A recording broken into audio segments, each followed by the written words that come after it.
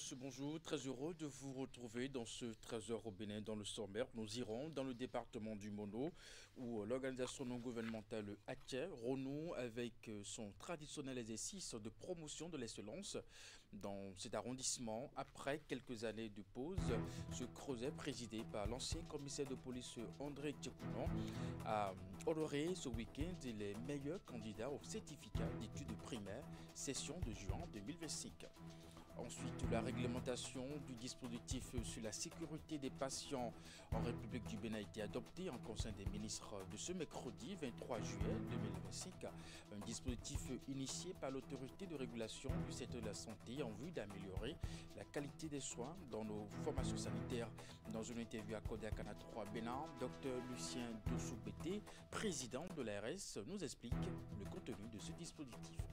Et puis enfin, la rencontre annuelle de la communauté musulmane Ahmadiyya au Royaume-Uni s'est tenue du 25 au 27 juillet 2025 à Alton, dans le sud de l'Angleterre. Comme chaque année, cette convention vise à renforcer le lien entre l'homme et son créateur et à unir les membres de la communauté dans un esprit de fraternité. Cet événement annuel attire des milliers de participants venus, bien entendu, de tous les horizons. À suivre dans un instant le discours principal de cette deuxième journée adressée aux dames par le chef spirituel mondial de la communauté musulmane Ahmadiyya. Et voilà pour vous le sommaire de cette édition. À nouveau, bonjour et bienvenue. Si vous nous rejoignez, on parle éducation, 86,93% d'admis. C'est le record atteint par le collège d'enseignement général Le Méridien. Au baccalauréat, cet exploit a suscité l'intérêt du ministre conseiller à l'enseignement technique et sa collègue de l'enseignement supérieur qui se sont rendus, bien entendu, dans le dit collège. C'était un moment de joie et de partage entre la communauté scolaire, les autorités locales et les ministres conseillers. Voici les images. Je suis fier de mon bac 2025. Ils sont heureux de ce baccalauréat 2025 qu'ils viennent de décrocher. Près de 90% de réussite, soit 359 admis sur 413 candidats présentés. C'est un exploit dont peut se réjouir la communauté scolaire de ce collège. Après des mois de travail acharné, de sacrifice et de détermination, nous avons réussi à atteindre notre objectif. Nous serions passés sous silence les fruits des réformes engagées par le gouvernement pour la promotion des séries scientifiques, notamment la série C, qui connaît une belle émergence dans notre collège. Les autorités politico-administratives du département de l'Atlantique, abritant le collège d'enseignement général Le Méridien, ont adressé aux acteurs impliqués dans l'accomplissement de cet exploit leurs félicitations.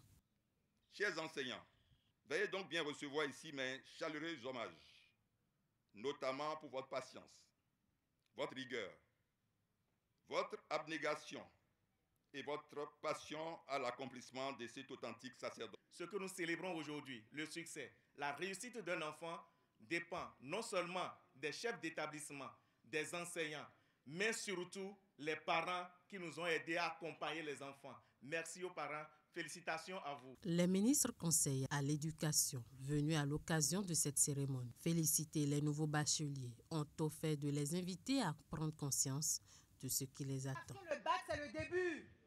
Après le bac, il y a l'université et il y a la vie, n'est-ce pas? Prenez votre temps avant de rentrer dans la vie. D'ici à 2 ans, vous allez oublier la joie que vous partagez aujourd'hui avec le baccalauréat en poche fraîchement. C'est ce que maman vous disait tout à l'heure en vous disant que la vie commence. Dans un pays que je connais, on appelle baccalauréat le diplôme de la maturité. Prenez-en conscience.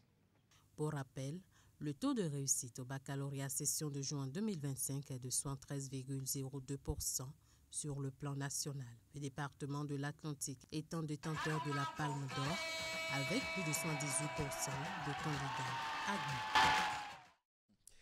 À Agatogbo, dans le département du Mono à présent, l'organisation non gouvernementale Aké renoue avec son traditionnel exercice de promotion de l'excellence dans cet arrondissement. Après quelques années de pause, ce creuset présidé par l'ancien commissaire de police André Tchekounou a honoré ce week-end les meilleurs candidats au certificat d'études primaires, session de juin 2025. Des candidats à qui des bicyclettes et des kits scolaires ont été offerts. La cérémonie s'est déroulée au village Lacus de Doi sous les yeux de notre collègue Narcisse Alosset. Voici les images. Derrière l'effort, des récompenses peu ordinaires pour les meilleurs candidats au certificat d'études primaires, session de juin 2025 dans l'arrondissement d'Agatobo, situé dans la commune de Commun. L'organisation non gouvernementale Atché, que préside cet ancien commissaire de police, offre des kits scolaires et des bicyclettes à ses lauréats. Geste inspiré par les Saintes Écritures, selon le donateur. Dans la Bible, il a été écrit, Jésus a dit de laisser les enfants venir à lui. Et c'est ça qui a inspiré aussi M. Tchekounou pour dire, ce jour-là, il faut vous faire quelque chose.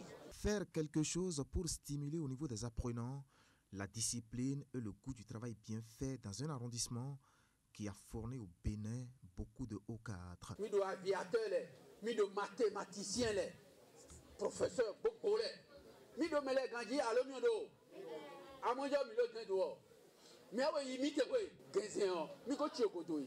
En commune et arrondissement des communes.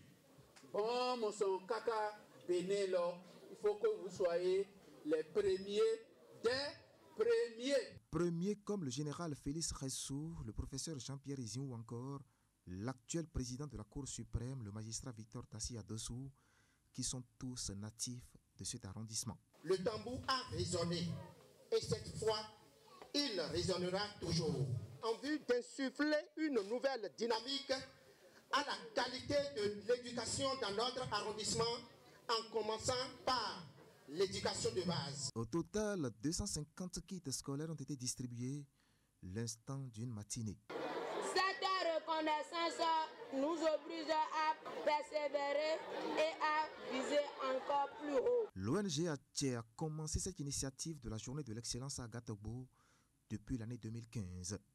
Une initiative qui entre-temps a connu une pause due au décès de ces trois messieurs, membres fondateurs de l'ONG. Des disparus à qui des hommages ont été rendus au cours de cette cérémonie. On parle de santé à présent. Le Conseil des ministres en sa séance de ce mercredi 23 juillet 2025 a adopté la réglementation du dispositif sur la sécurité des patients en République du Bénin, un dispositif initié par l'autorité de régulation du secteur de la santé en vue d'améliorer la qualité des soins dans nos formations sanitaires. Dr Lucien Dossougbeti, président de l'ARS, au micro de Esté Tofar Moufi Sabouran, nous en dit plus sur ce dispositif. Alors, le dispositif, s'il faut le définir, c'est déjà de dire que c'est trois éléments importants qui le constituent. Et se mettant dans un établissement de santé, il est important que ces trois éléments-là soient présents. D'abord, c'est l'engagement des acteurs et de la direction de l'établissement pour faire de la sécurité des patients la priorité. Je ne dis pas une priorité, mais la priorité. La deuxième chose, ce sont les dispositions politiques. Et la troisième, les dispositions pratiques. Alors, les dispositions politiques, c'est l'ensemble des lois, décrets qui précisent comment doit être organisé comme une établissement de santé et comment les activités doivent se faire. Donc ça renvoie à la loi 2020 portant protection à la santé des personnes en République du Bénin, qui disent ce que c'est que la santé et les différents acteurs les définissent. C'est aussi tous les décrets qui sont pris, notamment le décret qui portant attribution, organisation et fonctionnement de l'autorité de régulation du secteur de la santé. Et c'est enfin spécifiquement le décret qui a été pris le 23 juillet 2025 qui porte réglementation du dispositif pour la sécurité des patients en République du Bénin. Je n'ai pas parlé des dispositions pratiques qui, elles, renseignent sur comment l'établissement en son sein doit être organisé pour dispenser des soins de qualité et des soins sûrs. Donc ça relève de comment l'établissement est équipé, comment les ressources humaines sont mises à disposition, quelles sont les différentes procédures qui sont mises en place pour que tout fonctionne bien, comment les acteurs de cet établissement sont traités pour qu'ils soient en situation de délivrer des soins de qualité, des soins sûrs. Et c'est tout ça qui va, quand c'est en place dans un établissement, ça rend compte que les acteurs font tout ce qui est possible et utilisent les meilleures pratiques pour délivrer des soins de qualité, des soins sûrs. Eh bien, ce dispositif va donc favoriser un regain de confiance des populations dans la qualité des soins qui sont dispensés dans les établissements sanitaires béninois. Dans l'extrait que vous allez suivre, le président de l'autorité de régulation du secteur de la santé parle des avantages que présente ce dispositif pour les patients. On retrouve à nouveau Dr Lucien de Soubété. Les avantages pour un patient qui fréquente un établissement où ce dispositif est mis en place, c'est déjà qu'il a la garantie de ne pas sortir de l'établissement avec un préjudice évitable. Puisque la définition même de la sécurité des patients, c'est l'absence de préjudice évitable. Je ne vais pas aller dans un centre de santé pour un accès palus, on me fait une perfusion pour me traiter et j'en ressors avec un bras qui a doublé le volume. C'est un préjudice, c'est évitable, je ne dois pas avoir ça. Deuxièmement, ça lui garantit qu'il aura des soins de qualité. Ça lui garantit que les acteurs de cet établissement vont le mettre au centre des préoccupations et vont en faire, non pas un objet qui va subir tout ce qu'on lui fait, mais un véritable acteur. Il sera mis à contribution des soins qui lui seront faits. Autant de choses qui font qu'il a intérêt à choisir un établissement où ce dispositif est en place. Religion à présent dans la suite de cette édition, la rencontre annuelle de la communauté musulmane Ahmadiyya au Royaume-Uni s'est tenue du 25 au 27 juillet 2025 à Alton, dans le sud de l'Angleterre. Comme chaque année, cette convention vise à renforcer le lien entre l'homme et son créateur et à unir les membres de la communauté dans un esprit de fraternité. Cet événement annuel attire des milliers de participants venus de tous les horizons. Compte tenu de son importance, l'événement est retransmis en direct via satellite pour les téléspectateurs du monde entier avec une traduction simultanée en plusieurs langues, arabe, allemand, russe, français, haoussa, yoruba, swahili. Je vous invite à suivre le discours inaugural du chef spirituel mondial de la communauté musulmane Ahmadiyya. Comme toujours, je mets de l'emphase sur le fait que vous êtes ici pour démontrer les meilleures qualités morales. Et c'est votre devoir, comme les hôtes et les invités aussi. Dans les paroles du saint prophète sallallahu alayhi wa sallam, il est mentionné que celui qui croit en Allah et le dernier jour, il doit dire les meilleures paroles ou sinon il doit maintenir le silence. Donc maintenant, au lieu de démontrer les mauvaises réponses, de répondre à des mauvaises façons, c'est mieux de maintenir le silence. Et pendant ces 3 jours, vous allez profiter de ces discours quand vous allez vous concentrer sur les discours et essayer de purifier vos cœurs et d'écouter. Et quand vous êtes en train de marcher, continuez à se rappeler d'Allah et supplier Allah. Envoyez les bénédictions sur le saint prophète sallallahu alayhi wa sallam et c'est là que l'effet des discours vont avoir de l'effet. Et puis sur samedi 26 juillet dernier a marqué donc le 2e jour justement de cette rencontre annuelle de la communauté musulmane de Ahmadiyya au Royaume-Uni. Cette année, des dispositions ont été prises pour accueillir plus de 40 000 invités. De nombreux discours justement touchants, spirituellement enrichissants ont été présentés tout au long de la journée par des érudits et des représentants de la communauté musulmane de Ahmadiyya.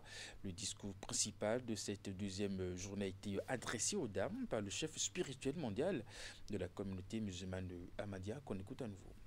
Le saint prophète sallallahu alayhi wa sallam a enseigné que celui qui est le meilleur parmi vous est celui qui est le meilleur envers sa femme. Les épouses, les femmes doivent se rappeler que s'il y a des mâles dans leur mari, cela ne reflète pas les enseignements de l'islam. Si vous voulez vous marier, certainement il faut se marier, mais il faut se rappeler, est-ce que vous êtes capable d'être juste dans le mariage? Si vous ne pouvez pas être juste, il ne faut pas se marier.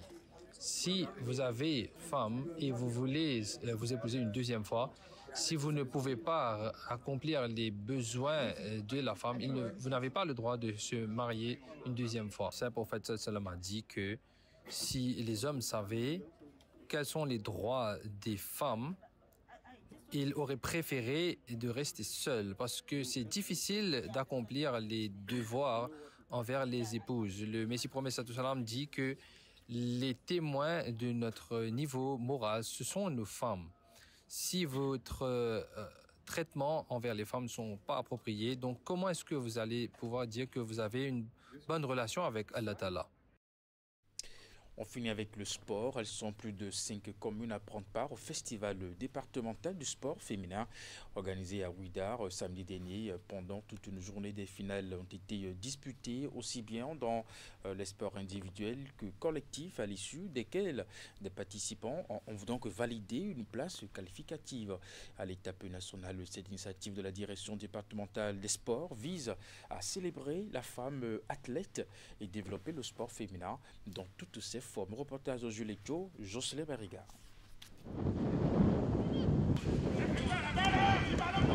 C'est l'événement que toute la commune attend. À Ouïdar, le festival départemental dédié au sport féminin transforme les espaces du stade en un vaste terrain d'animation. Venus des différentes communes défendent leur titre pour décrocher une place à la phase nationale. Des compétitions finales ont eu lieu aussi bien dans les disciplines individuelles comme l'athlétisme, la gymnastique, que dans les sports collectifs, notamment le basketball. Justement, au niveau de cette dernière discipline, ce sont les Amazones de Topa Domé qui ont soulevé la coupe aux dépens de la commune d'Abomey-Calavi. Score final 14-03. Nous avons le basketball auquel moi je joue et qui est un sport très intéressant. En jouant au basket, on est content. Ça permet aussi de nous maintenir en bonne santé. Oui, c'est une très bonne chose parce que ça nous permet aussi de rencontrer d'autres personnes venant d'autres localités. Ça permet de nous épanouir. Pour nous encadrants, c'est ce qu'on gagne. On gagne d'expérience en participant tout le temps aux compétitions. Et déjà, pour nos enfants, ça leur permet de gagner beaucoup plus en aptitude technique. D'après moi, ce festival est une mémorisation des Amazones. Et ça montre que les femmes aussi peuvent faire du sport et qu'on peut aussi être des championnes en basket. Ça a été un honneur pour moi de pouvoir jouer parmi mes coéquipiers. Selon le directeur départemental des sports, l'objectif de cette initiative est de donner de la visibilité au sport féminin et il est pleinement atteint. Nos objectifs sont largement atteints. Vous savez, l'Atlantique est un département que je qualifierais du cœur du pays en termes de sport. Vous avez vu les jeunes filles de Tofort qui ont fait de très belles performances au lancer de poids, très belles performances dans les courses. Et nous comptons sur ces filles-là pour le niveau national et ramener les trophées, ramener les médailles. Le festival ne s'est pas limité à des compétitions sportives. Il a également servi de cadre à une action de sensibilisation sur la santé sexuelle et reproductive avec un accent particulier mis sur l'hygiène corporelle. C'est la fin de cette édition. Merci de l'avoir suivi, de votre fidélité à nos programmes à 16h, votre bulletin d'information 19h30, la grande édition de la soirée, puis à 20h, une émission spéciale justement animée par Franck Arnoux, et puis la diffusion de films documentaires dans le cadre des festivités justement de la fête de l'indépendance. Portez-vous bien et à très bientôt.